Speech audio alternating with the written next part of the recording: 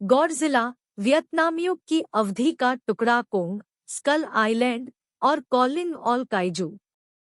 फालतू गांजा Godzilla, king of the monsters ने एक शीर्ष गुप्त, अंतर्राष्ट्रीय, दशकों से अस्तित्व में रहने वाले संगठन मोनार्क प्रोजेक्ट की भी स्थापना की, जिसने रिलीज के वर्षों और कहानी के दशकों में फिल्मों को जोड़ा। मोनार्क खोपड़ी द्वीप की 70 के दशक की कार्रवाई से पहले का है।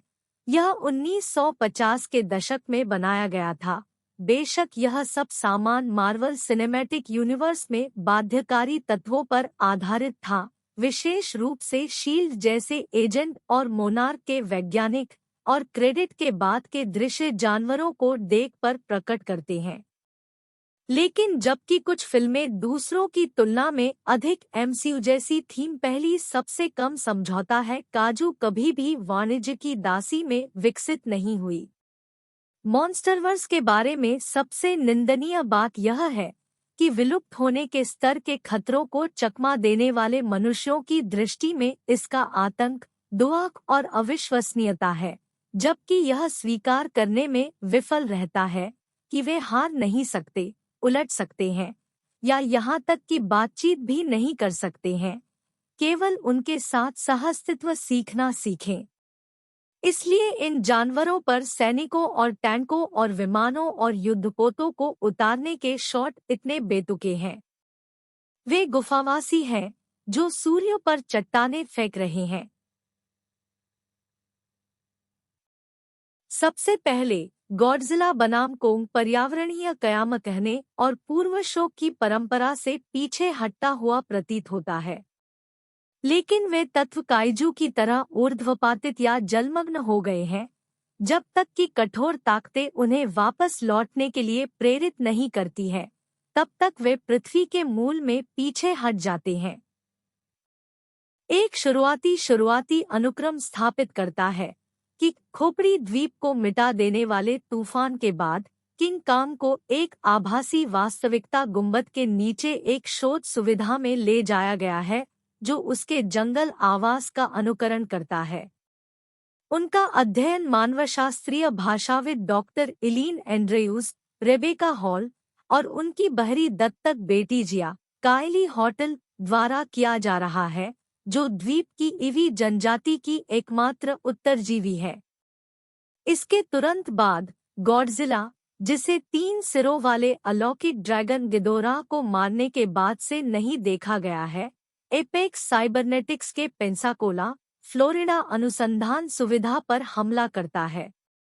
मोनार्क वैज्ञानिक मार्क रसेल, काइल चांडलर, काजू कानाफूसी करने वाले मैडिसन रसेल, मिली बॉबी ब्राउन के पिता और दिवंगत पाखंडी मोनार्क वैज्ञानिक एम्मा रसेल, वेरा फार्मिगा के पूर्व पति, जो पिछली फिल्म में पर्यावरण आतंकवादी बन गए थे, कहते हैं कि गॉडजिला लोगों को मार रहा है और हम नहीं जानते क्यों। हम जानते हैं। गॉडजिला एक शीर्ष शिकारी है। हाइलैंडर श्रृंखला में ग्लैडिएटर्स की तरह केवल एक ही हो सकता है। गॉडजिला स्पष्ट रूप से एपेक्स के बाद जा रहा है, ऐसा नाम नहीं जो सच्चे इरादे को छुपाता है, क्योंकि उसे सुविधा के भीतर किसी चीज से खतरा है। यह एक निगम है जो यांत्रिक प्राणियों का निर्माण कर सकता है। आप रोबोट कह सकते हैं, या रोबोट राक्षस। आप यह भी कह सकते हैं कि एपेक्स गॉडजिला के मेचा संस्करण बना सकता है, पलक झपका सकता है। फिल्म निर्माता यह दिखावा नहीं करते कि हम नहीं देख सकते कि यह किस ओर जा रहा है।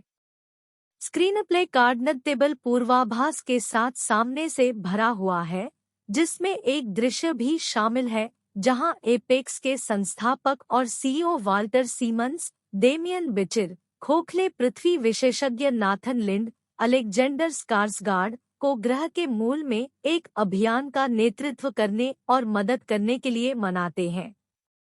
वह एक आदिम शक्ति स्रोत का उपयोग करता है जिसकी उसे अपनी अच्छी तरह से परियोजना के लिए आवश्यकता होती है, जो मानवता को पृथ्वी के रूप में फिर से स्थापित करेगा। मुझे लगता है कि आप कह सकते हैं शीर्ष शिकारी, क्यों अशुभ सिंथेसाइजर संगीत? तो केवल शेष प्रासंगिक प्रश्न है। 1. गॉडजिला और कोंग पहली बार कब तक लड़ते हैं?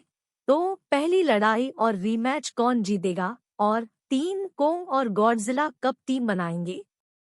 फिल्म कीनो मस नो फ्यूज कहानी रिश्तों को विकसित करने के लिए जगह खाली करती है, न केवल इंसानों के बीच बल्कि इंसानों और राक्षसों और राक्षसों के बीच। निःसंतान लिंड, सरोगेट माता पिता एंड्रयूस और अनाथ जिया एक दूसरे पर भरोसा करना और एक साथ काम करना सीखते हैं, जब तक कि उन्होंने एलियंस में रिप्ले, हिक्स और न्यूट जैसे एक अस्थायी परमाणु परिवार का गठन नहीं किया।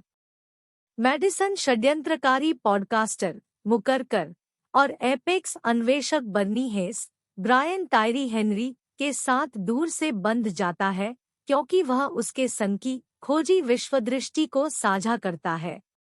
वह उसकी आवाज और संदेश पर इतना भरोसा करती है कि वह उसे अपने दोस्त जोश वेलेंटाइन, जूलियन डेनिसन, दुर्भाग्य से कम आवश्यक चरित्र से दुखी प्रदर्शनी स्पून फीडिंग चैटरबॉक्स बेवकूफ ब्रैडली विटफोर्ड के चरित्र की याद दिलाती है कि मदद से उसे खोजने के लिए एक सड़क यात्रा पर निकलती है। आखिरी फिल्म में मैडिसन ने अपने भाई को पहली फिल्म की काजू आपदाओं में खो दिया, फिर राक्षसों के राजा में अपनी मां को खो दिया। इस एक के अंत तक उसने बर्नी के रूप में एक बड़े भाई जैसे साथी का अधिग्रहण कर लिया है और जोश के साथ एक डांटने वाला लेकिन स्नेही अर्धमाता पिता का स्वर लेता है। स्थिति में वह मां बन जाती है जिसे मैडी लूट लिया गया था पागलपन से, फिर मौत।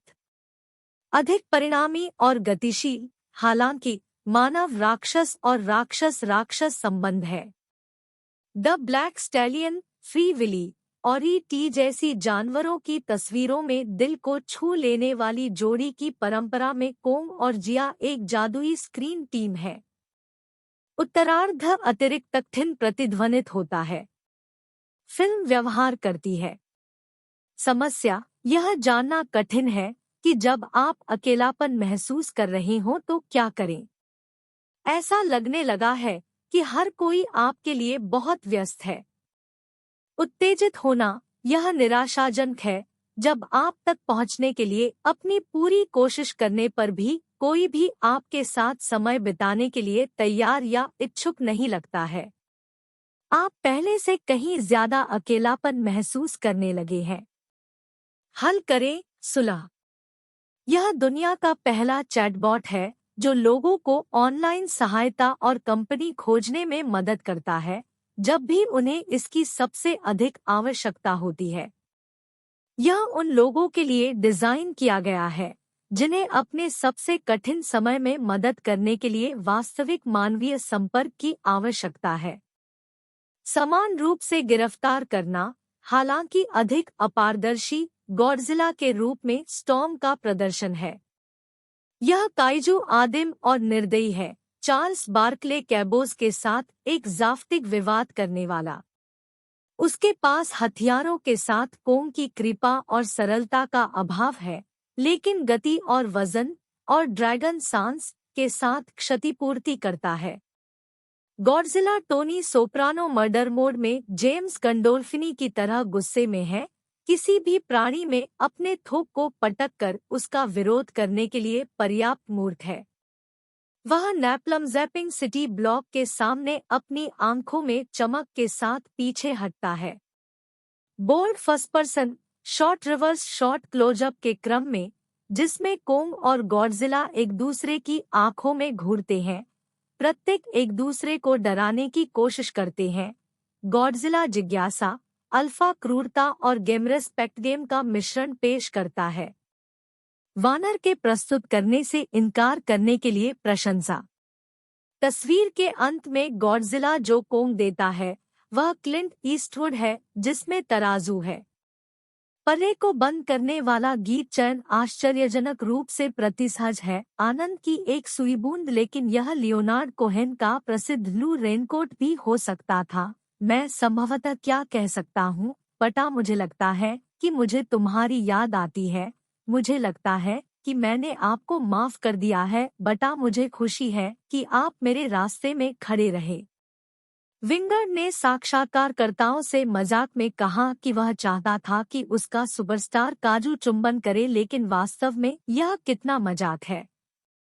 इतनी सारी एक्शन फिल्में पत्थर के ठंडे बदमाशों के प्यारे से मिलने, अपने मतभेदों को दूर करने, फिर एक और जरूरी खतरे को हराने के लिए सेना में शामिल होने के बारे में है।